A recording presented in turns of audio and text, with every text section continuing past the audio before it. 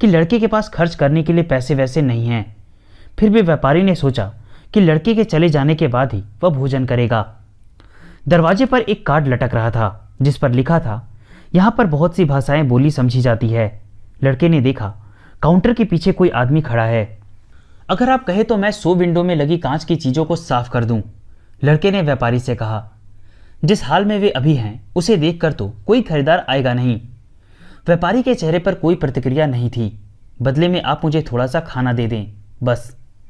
व्यापारी अभी भी चुप रहा। लड़के ने अनुमान लगाया कि उसे ही कुछ तय करना पड़ेगा। उसने अपनी थैली से जैकेट बाहर निकाली। उसकी इस रेगिस्तान में क्या जरूरत थी, और उसी से वह कांच का सामान साफ करने लगा। आधे घंटे के भीतर 100 विंडो का सारा सामान उसने साफ कर दिया, और उसी दौरान 2 ग्राहक वहां आए और उन्होंने कुछ क्रिस्टल भी खरीदे। जब वह 100 विंडो में रखे सारे क्रिस्टलों की सफाई कर चुका तो उसने दुकानदार से कुछ खाने के लिए मांगा। क्रिस्टल व्यापारी ने लड़के से कहा, आओ चलें, कहीं खाना खाते हैं। उन्होंने दुकान पर बंद है की तख्ती लगा दी और नज़दीक के एक छोटे से कैफे में घुस गए। वहां केवल एक ही मेज थी। बैठते हुए व्यापारी जोर से हंसा। तुम्हें कुछ करने और खाना मांगने की जरूरत नहीं थी, उसने कहा। कुरान के अनुसार किसी भूखे व्यक्ति को खाना खिलाना मेरा फर्ज बनता है। तो फिर आपने मुझे शीशे क्यों साफ करने दिए, लड़के ने पूछा। इसलिए कि क्रिस्टल सचमुच गंदे थे।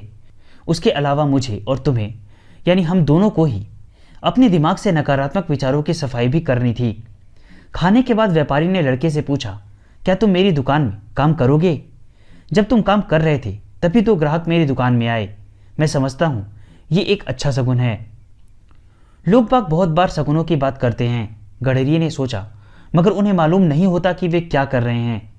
जैसे कि मुझे ही कहाँ पता था कि मैं सालों साल अपनी भेड़ों से बिना शब्दों वाली जुबान में बात करता रहा हूं। क्या तुम मेरे लिए काम करना चाहोगे? व्यापारी ने एक बार फिर पूछा। आज का पूरा दिन मैं आपके यहाँ काम कर सकता हूँ, लड़के ने जवाब दिया।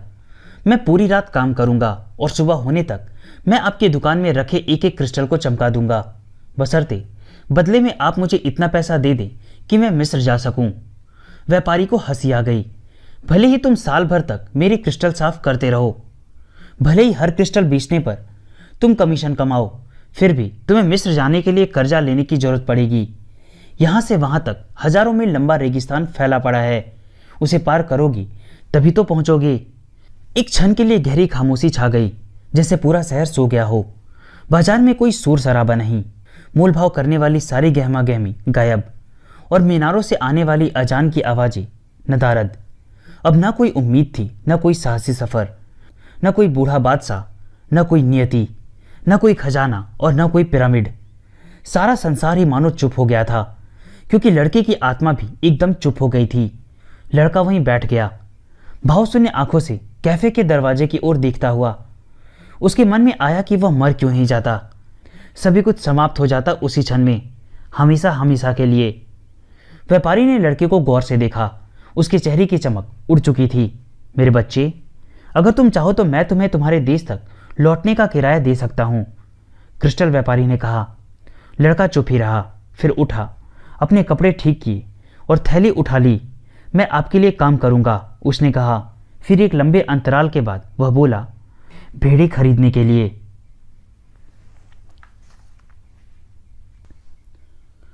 लड़के को क्रिस्टल व्यापारी की दुकान पर काम करते हुए 1 महीना हो चला था, मगर वह समझ सकता था कि यह कोई ऐसा काम नहीं है जिससे उसे खुशी मिल सके। व्यापारी सारा दिन काउंटर के पीछे कुछ न कुछ बुदबुदाता ही रहता था। और जरा देख कर, संभल कर, कुछ तोड़ मत देना। मगर लड़के ने वह नौकरी नहीं छोड़ी। वह व्यापारी भले ही कुड़कुड़ाता रहता हो, पर उसके साथ वह निष्कपट व्यवहार ही करता था। जो भी क्रिस्टल बेचता था उसके लिए लड़के को अच्छा कमीशन भी दे देता था। यही वजह थी लड़के ने कुछ पैसे भी जोड़ लिए थे। उस दिन वह हिसाब लगा रहा था, अगर वह इसी तरह काम करता रहा तो भेड़े खरीद सकने के लिए उसे पूरा 1 साल लग जाएगा। मैं क्रिस्टलों के लिए एक शो केस बनाना चाहता हूं, लड़के ने व्यापारी से कहा। हम उसे दुकान के बाहर सजाएंगे और उन लोगों को आकर्षित करेंगे जो पहाड़ी के नीचे से ही गुजर जाते हैं। मैंने तो पहले कभी ऐसा नहीं किया, व्यापारी ने जवाब दिया। लोग गुजरेंगे, उससे टकराएंगे और क्रिस्टल तोड़ देंगे।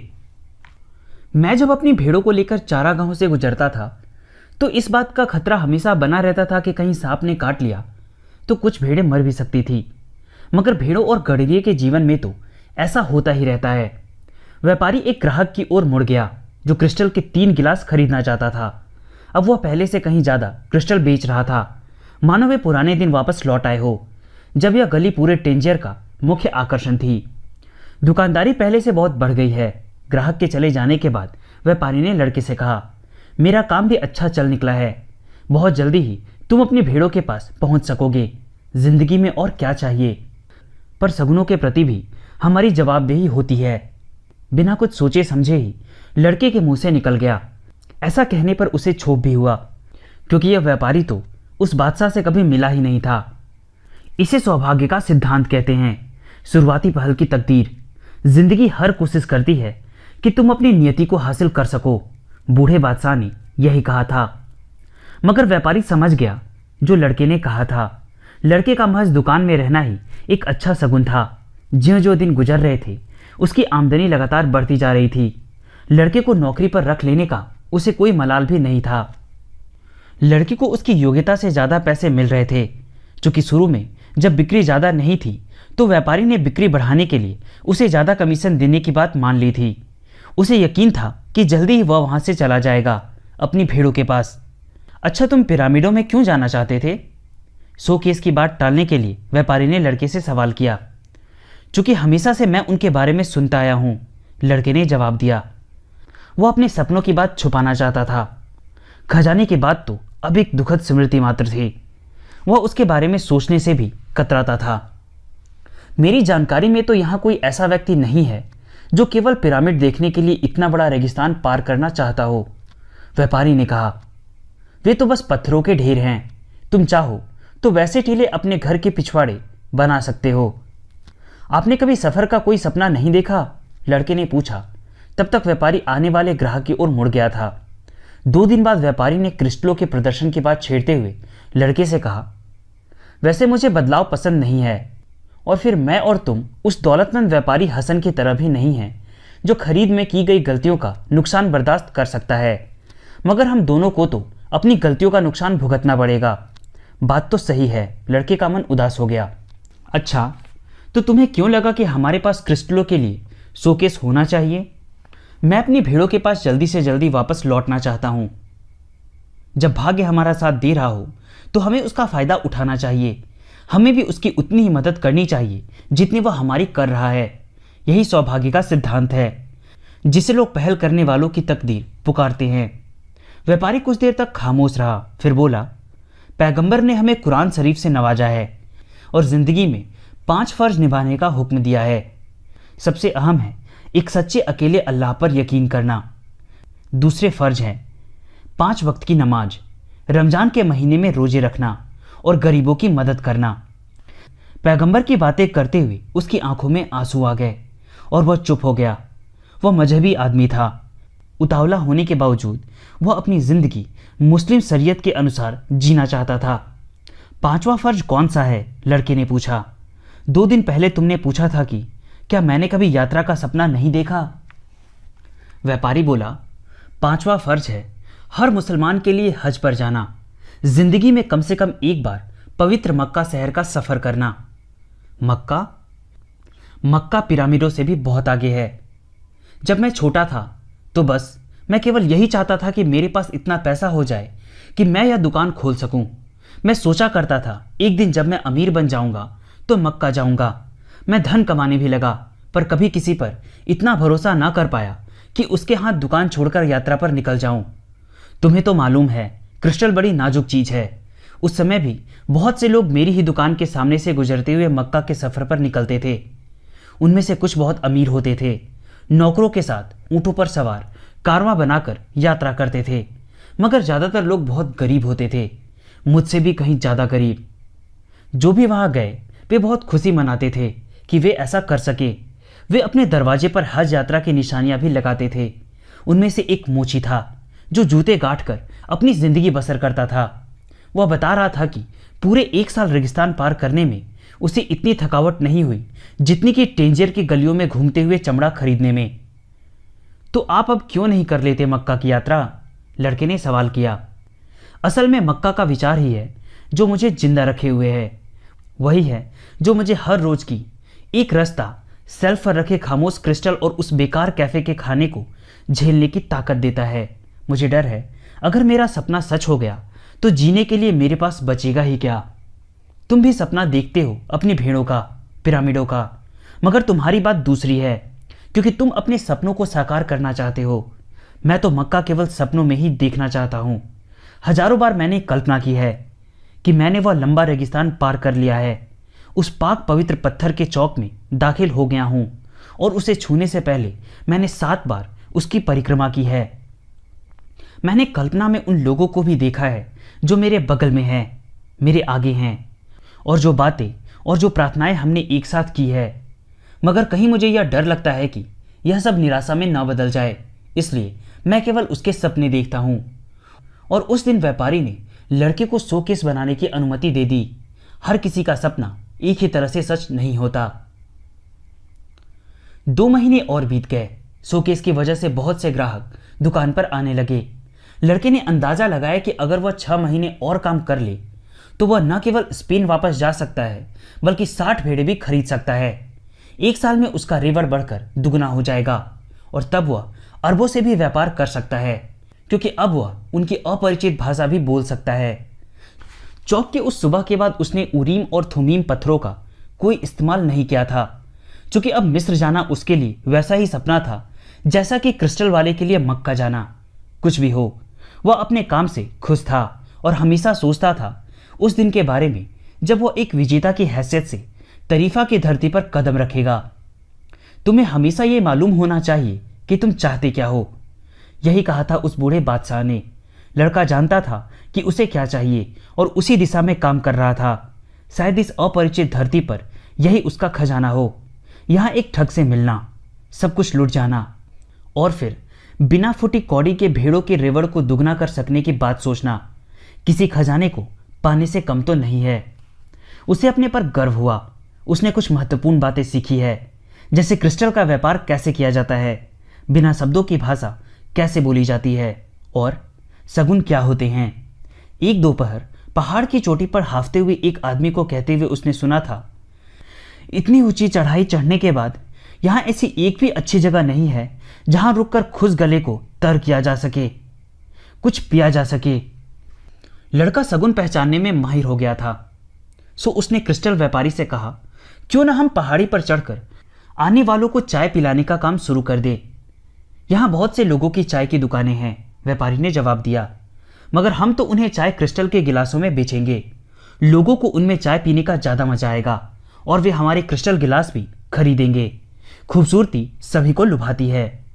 व्यापारी ने जवाब में कुछ भी नहीं कहा, मगर दोपहर की नमाज पढ़ने और दुकान बंद करने के बाद उसने लड़के को बुलाकर अपने पास बैठाया और पहली बार अपने साथ हुक्का पीने को कहा। तुम चाहते क्या हो? व्यापारी ने पूछा। मैं आपको पहले बता चुका हूं, मुझे अपनी भेड़ें वापस खरीदनी है और उसके लिए मुझे पैसे जुटाने हैं। मेरे पास यह दुकान 30 सालों से है। मुझे अच्छे और बुरे क्रिस्टल की पहचान है और वह सब भी जानता हूं जो क्रिस्टलों के बारे में जानना चाहिए। मुझे मालूम है ग्राहकों की शक्लें और आदतें। अगर हम ग्राहकों को चाय क्रिस्टल में पिलाएंगे तो दुकान का विस्तार होगा और तब मुझे अपनी जीवन शैली को बदलना पड़ेगा। तो क्या यह अच्छी बात नहीं है? मुझे तो अब इसी तरह रहने की आदत पड़ गई है। तुम्हारे यहाँ आने से पहले मैं सोचा करता था कि मैंने कितने साल यूं ही गवा दिए। मेरे मित्र यहाँ से बाहर चले गए, उनमें से कुछ के दिवाले निकल गए और कुछ दौलत कमाकर माला माल हो गए। यह सब सोचकर मेरा मन उदास हो जाता था, मगर अब पीछे मुड़कर देखता हूँ तो लगता है इतना बुरा भी नहीं किया मैंने। अब भी मेरी दुकान उतनी ही बड़ी है जितनी कि मैं चाहता था। नहीं, मैं कोई बदलाव नहीं चाहता। मैं नहीं जानता कि बदलते हालात से कैसे निपटा जाता है। मैं तो जैसा हूँ वैसा ही ठीक हूँ। दुकानदार ने चीलम के कोयले को और सुलगाते हुए गहरा कस लिया।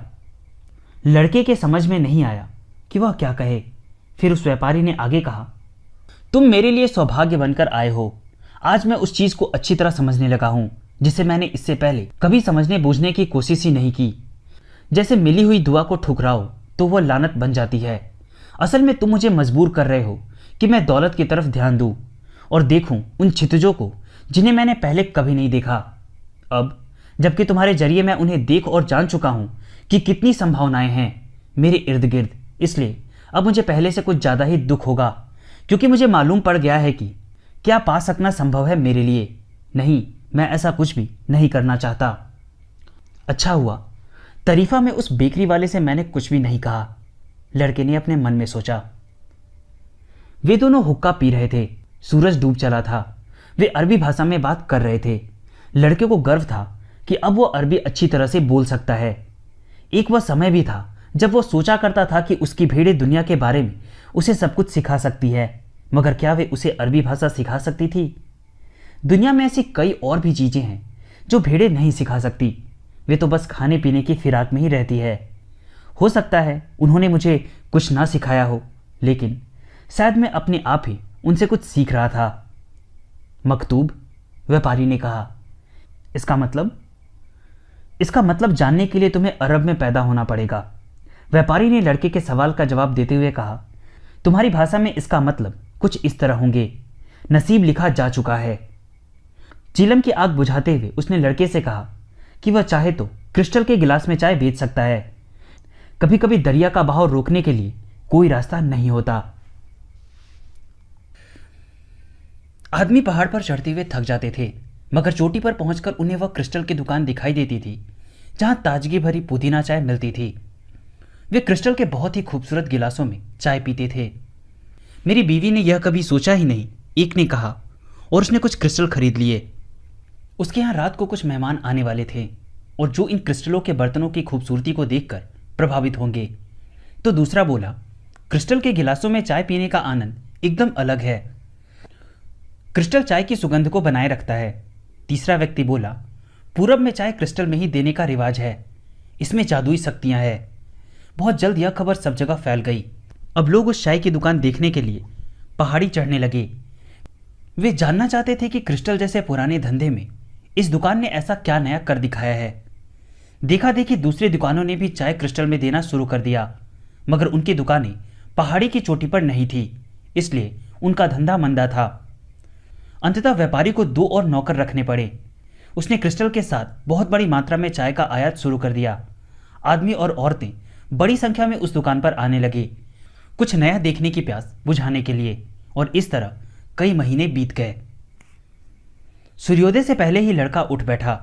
अफ्रीका महाद्वीप की जमीन पर पहला कदम रखे उसे ठीक 11 महीने और 9 दिन हो चुके थे। इसी दिन के लिए विशेष रूप से खरीदी सफ़ेद अरबी पोशाक उसने पहन ली। सिर वाले स्कार्फ को उसने ऊंट की खाल से बने छल्ले से कस लिया और नई चप्पलें पहनकर चुपचाप धीरे धीरे सीढ़ियों से नीचे उतर गया। शहर अभी भी सोया हुआ था।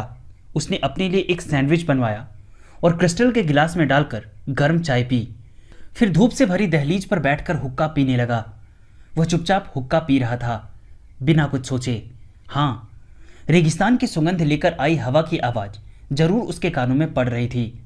हुक्का पीने के बाद उसने अपनी जेब में हाथ डाला और उसमें से कुछ निकाला। उसके हाथ में नोटों की गड्डी थी। इतने पैसों से वह 120 भेड़े, वापसी का टिकट और अपने देश में अफ्रीका से वस्तुओं के आयात का लाइसेंस खरीद सकता था। उसने बड़े धीरज के साथ व्यापारी के जागने और दुकान खोलने का इंतजार किया। फिर दोनों ने चाय पी। मैं आज जा रहा हूँ, लड़के ने कहा। मेरे पास भेड़े खरीदने के लिए पैसे जमा हो गए हैं और आपके पास मक्का जाने के लिए। व्यापारी खामोश रहा। क्या आप मुझे अपना आशीर्वाद नहीं देंगे? लड़के ने पूछा। आपने मेरी इतनी मदद की है। व्यापारी अपने लिए चाय बनाने में व्यस्त था। उसने कोई उत्तर नहीं दिया। फिर लड़के की ओर घूमकर वह बोला, मुझे तुम पर नाज है। तुमने मेरी क्रिस्टल की दुकान को एक नई पहचान दी है। तुम अच्छी तरह से जानते हो कि मैं मक्का नहीं जाने वाला हूं, ठीक उसी तरह जैसे कि तुम कोई भेड़ वेड़ नहीं खरीदने वाले हो। आपसे ऐसा किसने कहा? लड़के को आश्चर्य हुआ। मकतूब, क्रिस्टल व्यापारी ने कहा, सब कुछ पहले से लिखा हुआ है। कुछ पल खामोश रहकर उसने लड़के को भरपूर आशीर्वाद दिया। कमरे में जाकर लड़के ने अपना सामान बांधा। 3 बोरे भर गए।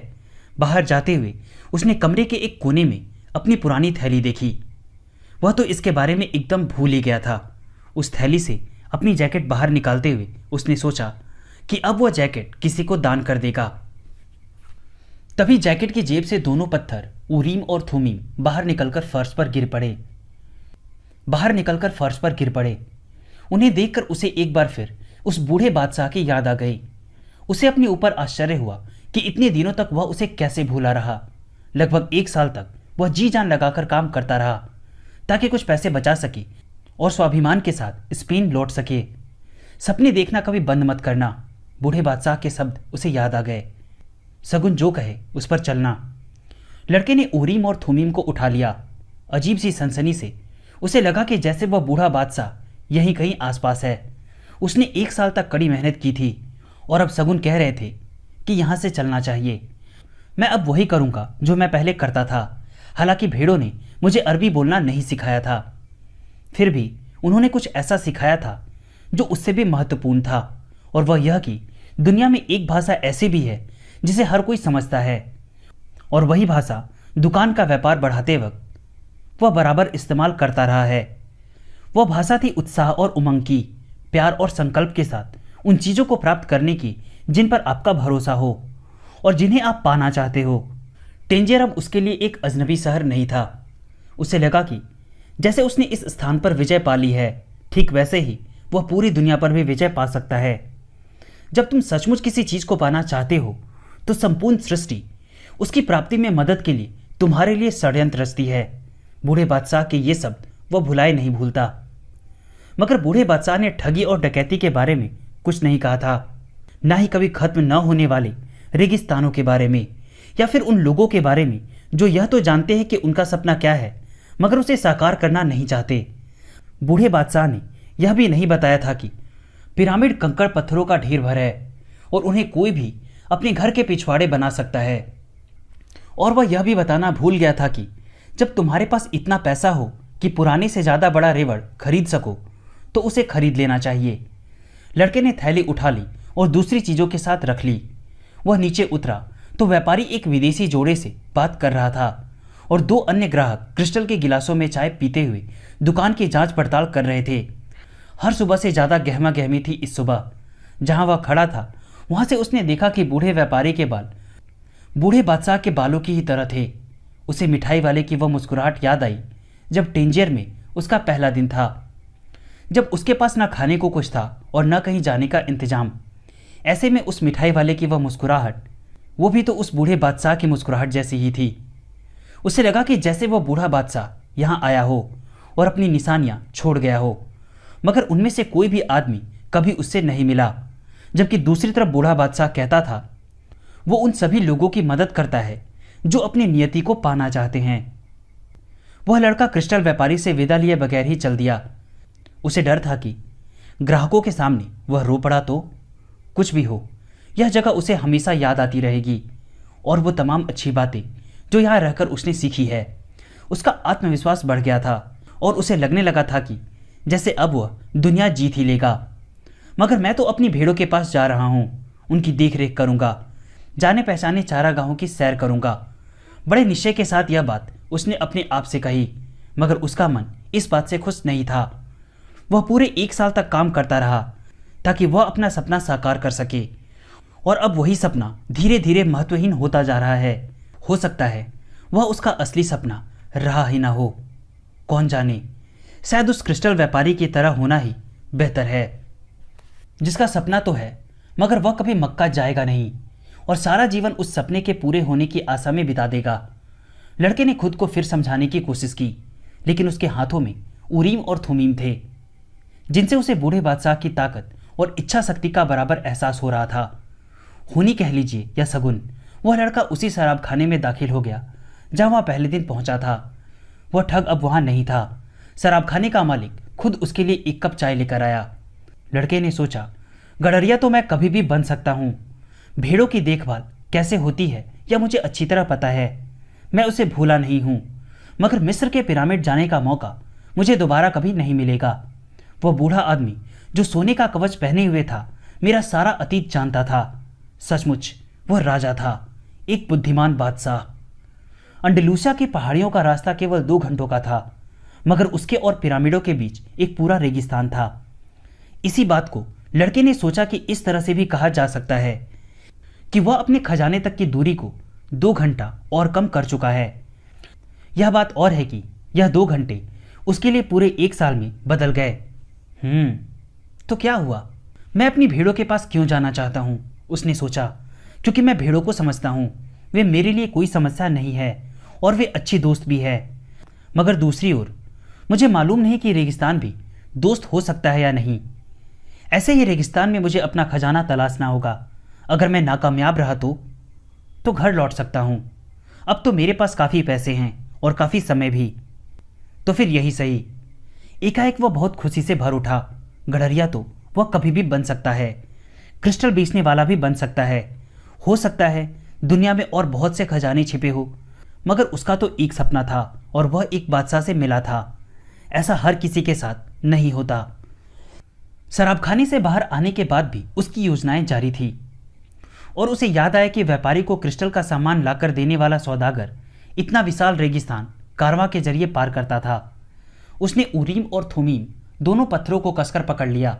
उन्हीं के बदौलत वह खजाने की ओर बढ़ रहा था। जब भी कोई अपनी नियति ढूंढ रहा होता है तो मैं वहीं उसके आसपास होता हूं, बूढ़े बादशाह ने उसे बताया था। तो उस सौदागर के माल गोदाम में जाकर मालूम तो किया जाए, क्या कोई वाकई पिरामिड इतनी दूर है? लड़के ने तय किया। वह आधा माल गोदाम था और आधा बाड़ा, जानवरों और उनके पसीने की बदबू और धूल से भरा हुआ। वहां बेंच पर एक अंग्रेज बैठा था। वह सोच रहा था, मुझे क्या मालूम था 10 साल यूनिवर्सिटी में पढ़ने के बाद मुझे यहां आकर रहना पड़ेगा। उसके हाथों में रसायन शास्त्र की कोई पत्रिका थी। वह भी सगुनों पर विश्वास करता था। उसकी सारी जिंदगी और पढ़ाई का एक ही उद्देश्य था, सृष्टि की सच्ची भाषा को समझना। पहले उसने स्पेनी भाषा सीखी, फिर दुनिया के मजहब और अब कीमियागारी। उसे स्पेनी भाषा में बोलना बखूबी आता था। दुनिया के सारे मजहबों का उसे अच्छा ज्ञान था, मगर अभी तक वह कीमियागार नहीं बन पाया था। उसने एक से बढ़कर एक अहम सवालों के पीछे छिपे मायने खोज निकाले थे, पर अब वह ऐसे मुकाम पर पहुंच चुका था जहां से उसकी पढ़ाई लिखाई भी उसे आगे नहीं ले जा सकती थी। किसी कीमियागार से संबंध बनाने की उसने असफल कोशिश भी की थी, मगर सभी कीमियागार बड़े अजीब लोग होते हैं। वे केवल अपने ही बारे में सोचते हैं, तभी तो उन्होंने कभी उसकी मदद नहीं की। कौन जाने उनमें से कोई एक व्यक्ति भी उस श्रेष्ठतम कृति पारसमणि के रहस्य को जानने में सफल न रहा हो और इसी कारण वह अपना ज्ञान अपने तक ही सीमित रखना चाहता हो। पारसमणि के रहस्य की खोज में पिता द्वारा छोड़ा गया बहुत सा धन वह खर्च कर चुका था। दुनिया के मशहूर और बड़े से बड़े पुस्तकालयों में वह ना जाने कितना समय गंवा चुका था। कीमियागारी पर एक से एक दुर्लभ और महत्वपूर्ण किताबें वह खरीद चुका था। किसी एक ऐसे ही किताब में उसने पढ़ा था कि बहुत साल पहले एक अरब कीमियागार यूरोप आया था। लोगों का कहना था कि उसकी उम्र 200 साल थी और उसने न केवल पारसमणि बल्कि जीवन का अमृत भी ढूंढ निकाला था। अंग्रेज को यह कहानी अच्छी तो लगी थी, मगर उसे कपोल कल्पना से ऊंचा दर्जा उसने कभी नहीं दिया।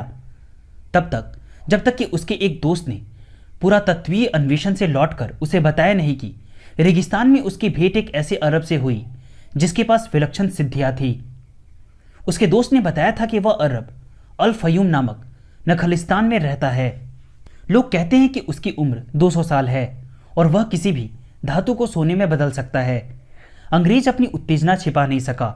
उसने अपने सारे कार्यक्रम रद्द कर दिए, कुछ चुनिंदा किताबें उठाई और यहाँ आ गया जहाँ वह बैठा है, इस बेंच पर जो एक धूल भरे बदबू मारते माल गोदाम में पड़ी है। बाहर एक कारवा की रवानगी की तैयारी चल रही थी जो सहारा रेगिस्तान पार करते हुए अल्फ्यूम नखलिस्तान से गुजरने वाला था। मैं उस कमबख्त कीमियागार को ढूंढ निकालूंगा। ऐसा विचार आते ही उसे जानवरों की बदबू थोड़ी सहनीय लगने लगी। तभी वह लड़का जो पोशाक की वजह से अब एक अरब नवयुवक लग रहा था उस अंग्रेज के पास आया। दुआ सलाम हुई और वहीं बेंच के पास उसने अपना बोझा उतार कर रख दिया। आप कहाँ तक जा रहे हैं? उस नौजवान अरब ने पूछा। मैं रेगिस्तान में जाऊंगा, अंग्रेज ने जवाब दिया और अपनी पत्रिका पढ़ने लगा। वह इस विषय पर कोई बातचीत नहीं करना चाहता था। उसका मन तो एक ही बात में लगा था कि जो कुछ भी उसने बीते सालों में सीखा है उस सबको एक बार दोहरा ले। वह कीमियागार जरूर उसकी परीक्षा लेगा। अरब नवयुवक ने भी अपनी किताब निकालकर पढ़ना शुरू कर दिया। किताबें स्पेनी भाषा में थी। अरे यह तो बहुत अच्छा है, अंग्रेज ने सोचा। उसे अरबी के मुकाबले स्पेनी भाषा ज़्यादा अच्छी तरह आती है और अगर यह लड़का भी अल्फ्यूम ही जा रहा है तो बातें करते करते रास्ता अच्छा कट जाएगा। यह तो बड़ा अजीब है, लड़का बोला और फिर से किताब के शुरू के पृष्ठ पढ़ने लगा जिनमें दफन का दृश्य वर्णित था। उसने सोचा, मैं पिछले 2 सालों से यह किताब पढ़ने की कोशिश कर रहा हूं और मैं इस दृश्य और इन पृष्ठों से कभी आगे बढ़ ही नहीं पाता। अब तो वो बूढ़ा बादशाह भी नहीं था जिसकी वजह से उसका ध्यान बढ़ जाता। उसके मन में कहीं अभी भी दुविधा थी अपने निर्णय के बारे में, मगर एक बात वो अच्छी तरह से जानता था, कोई भी निर्णय लेना तो चीज़ों की शुरुआत मात्र है। जब भी कोई निश्चय किया जाता है तो व्यक्ति अपने आप को उस तेज प्रवाह में डाल देता है जो उसे ऐसी ऐसी जगहें ले जाता है जिनके बारे में उसने कभी सोचा भी नहीं होता। जब मैं खजाने की तलाश में निकला था तो क्या मैंने सोचा था कि मैं क्रिस्टल की दुकान पर काम करूंगा? कारवां में शामिल होना है तो मेरा निश्चय, पर यह मुझे कहां कहां ले जाएगा यह मुझे नहीं मालूम। पास ही बैठा था वह अंग्रेज जो एक पत्रिका पढ़ रहा था। जब उससे उसने बात करनी चाहिए तो अंग्रेज बड़ी चिड़चिड़ाहट और रूखेपन से पेश आया था। वे दोनों दोस्त भी बन सकते थे, मगर अंग्रेज ने तो सीधे मुंह बात ही नहीं की। लड़के ने किताब बंद कर दी। वह नहीं चाहता था कि वह उस अंग्रेज की तरह दिखाई दे। उसने अपनी जेब से उरीम और थुमीम निकाल लिए और उनसे खेलने लगा। देखते ही अजनबी बड़ी जोर से चिल्लाया, उरीम और थुमीम? आंख झपकते लड़के ने उन्हें अपनी जेब में वापस रख लिया और कहा, यह बिकाऊ नहीं है, वैसे ये बहुत कीमती भी नहीं है। अंग्रेज ने लड़के को जवाब देते हुए कहा, यह मामूली पत्थर के क्रिस्टल से बने हैं और इस धरती में पत्थर के ऐसे लाखों क्रिस्टल मौजूद हैं, मगर जो जानकार हैं उन्हें मालूम है कि ये उरीम और थुमीम है। मुझे नहीं मालूम था कि ये दुनिया के इस हिस्से में पाए जाते हैं। यह मुझे एक बादशाह ने तोहफे में दिए थे, लड़के ने कहा। अजनबी ने कुछ नहीं कहा और जेब में हाथ डालकर उसने भी वैसे ही 2 पत्थर निकाल लिए। क्या कहा तुमने, बादशाह? उसने पूछा। क्यों, तुम्हें यकीन नहीं आता कि कोई बादशाह मुझ जैसे गडरिये से बात कर सकता है? लड़के ने बात खत्म करते हुए कहा। क्यों नहीं, वे गडरिये ही तो थे जिन्होंने दुनिया के आदिम बादशाह को सबसे पहले पहचाना था, जबकि और लोग उसे पहचानने से इनकार कर रहे थे। बादशाहों का गडरिये से बात करना कोई अचंभे की बात नहीं है। वह आगे भी बोलता रहा, इस संशय के साथ कि वह लड़का उसकी बात समझेगा भी या नहीं। यह सब बाइबल में लिखा है, वही किताब जिसे पढ़कर मैंने उरीम और थुमीम के बारे में जाना है। ईश्वर ने केवल इन 2 पत्थरों से ही सगुन विचारने की आज्ञा दी है। पुजारी इन्हें अपने स्वर्ण कवच में लगाकर चलते थे। लड़के को एकाएक इस बात की खुशी हुई कि वह इस समय इस माल गोदाम में है।